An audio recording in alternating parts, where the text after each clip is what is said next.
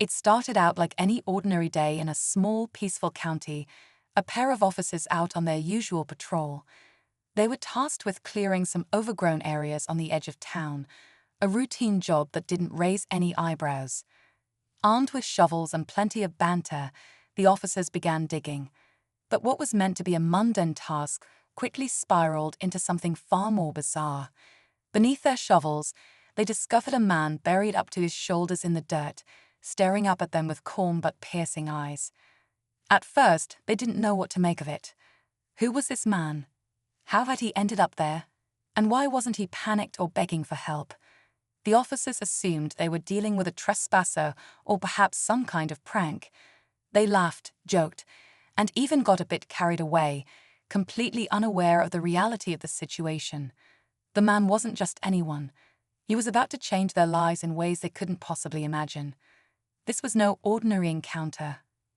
The man buried before them was their new county sheriff, someone they hadn't met yet, but who had been quietly observing his new team in unconventional ways. What led him to this moment? And what was he trying to prove? As the tension builds, you can't help but wonder how the officers will react when they realize who they've been mocking.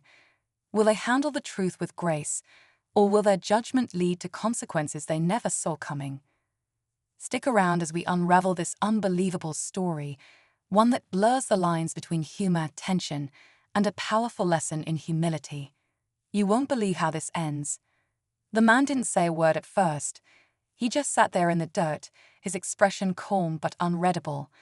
The officers exchanged glances, trying to figure out what they were dealing with. Was he some kind of squatter? A protester?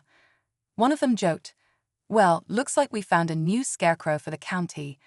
They both laughed, but the man didn't even flinch. His silence made the moment even more unsettling. Curiosity got the better of them, and one of the officers leaned in, demanding to know his name and what he was doing there. Still, no response. The tension in the air began to shift. The man wasn't acting scared or helpless. Instead, there was an air of quiet authority about him that they couldn't quite put their finger on. It was like he was letting them dig their own hole, figuratively speaking. As the minutes passed, the officer's confidence started to waver. Something wasn't adding up. One of them pulled out his phone, planning to call in for backup or at least report the strange situation. But before he could dial, the man finally spoke. His voice was steady and firm. "You might want to think carefully about your next move," he said, his eyes locking onto theirs. The officers froze. His tone wasn't threatening, but it carried a weight that immediately commanded attention. Who was this guy? Why was he so composed in such a ridiculous situation? And more importantly, why did it feel like they were the ones being tested? Before they could press in further, the sound of a car approaching in the distance broke the silence. A sleek black vehicle rolled to a stop nearby, its windows tinted. The officers exchanged nervous glances. Something big was about to happen. The black car came to a slow, deliberate stop just a few feet away from the scene. The officers instinctively straightened up, their earlier confidence now replaced with unease. The car door opened, and out stepped a sharp-dressed woman in a dark suit. She moved with purpose, her heels clicking against the pavement as she approached. Without so much as a glance at the officers, she focused entirely on the man in the ground. "Sheriff Daniels," she said, her voice calm but authoritative, "I see your introduction to the team is going as planned." The officers' faces went pale. Sheriff, their new sheriff. The realization hit them like a ton of bricks. The man they'd just spent the last several minutes mocking and treating like a nuisance was the one person they should have been trying to impress. The man in the dirt, Sheriff Daniels, finally allowed a small, knowing smile to break across his face. "This team," he said, looking toward the woman but making sure the officers could hear. "They've got potential, but they've got a lot to learn." The officers stammered, desperately trying to backpedal. We didn't know." One of them blurted out, his voice shaking. "If we'd known who you were." "That's the point," Sheriff Daniels interrupted, his tone firm but not unkind. "You didn't know. And this is how you treated someone you thought had no power, no authority." What does that say about you? The question hung in the air, heavy and unanswerable. The woman in the suit gave the officers a sharp look, as if silently urging them to reflect before saying anything else. The silence stretched, broken only by the sound of the wind rustling the grass. Just then, a radio crackled to life in one of the officers' pockets. A voice on the other end asked for an update on their location. Both men hesitated, unsure how to explain what was unfolding. Sheriff Daniels, however, remained calm and steady. "Tell them everything's under control," he said, but his expression made it clear that for these officers, nothing was under control anymore. The officers fumbled with the radio, their hands shaking as they struggled to form a coherent response. Sheriff Daniels stood motionless, his presence filling the space with an unspoken intensity. The woman in the suit stepped aside, folding her arms as she watched the scene unfold like she'd seen it all before. The silence that followed was deafening, broken only by the static from the radio as the dispatcher repeated their request. "Everything's fine," one officer finally muttered into the device, his voice unsteady. But everything was far from fine, and everyone there knew it. The weight of their actions hung over them like a dark cloud, and neither officer could shake the feeling that their careers might be teetering on the edge. Sheriff Daniels slowly began to push himself up, the officers instinctively stepping back, as if the act of him rising from the dirt made him even more imposing. When he finally stood, dusting himself off, he towered over the two men, not in height, but in presence. His calm demeanor only made their panic worse. "Tell me," Daniels said, his voice low but commanding, "what were you planning to do next? Laugh some more? Walk away and leave me here? Or maybe file a report and sweep it under the rug?" Neither officer could meet his gaze. They were frozen, scrambling for excuses in their minds, but knowing none would be good enough. The seconds dragged on like hours, every one of them thick with tension. Then Daniels turned to the woman. "Did you bring it?" he asked. She nodded and opened the car trunk, pulling out a small black case. She walked it over and handed it to him without a word. The officers exchanged panicked glances. What was in the case? A punishment, a tool to drive the point home. The anticipation was unbearable. Sheriff Daniels opened it slowly, his expression unreadable. The officers held their breath, bracing for whatever was about to come next. Sheriff Daniels opened the black case with deliberate slowness, the officers straining to see what was inside. Their minds raced with possibilities, each one worse than the last. But when the lid finally swung open, the contents were nothing like they expected. Inside was a polished badge and a folder marked "Confidential." Daniels pulled out the badge first, holding it up so it caught the light. "This," he said, his voice steady and pointed, "is a symbol of responsibility, not authority. You wear one just like it, but today you've shown me you don't fully understand what it means." The officer's jaws tightened as his words hit home, but it was the folder that drew their attention next. Daniels opened it, flipping through its pages with care. The woman in the suit stood silently, her eyes on the officers as if she was gauging their every reaction. Then, without warning, Daniels pulled out two papers and handed them to the officers. The men looked down, their faces shifting from confusion to outright dread.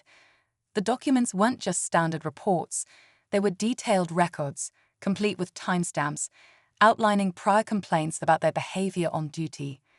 Instances of unnecessary force, rude remarks, and cutting corners were all laid bare. "How did you?" one of the officers started to ask, but Daniels cut him off. "I make it my business to know the people I'm trusting to serve this county," he said firmly. "And what I see here tells me you've forgotten what that service really means.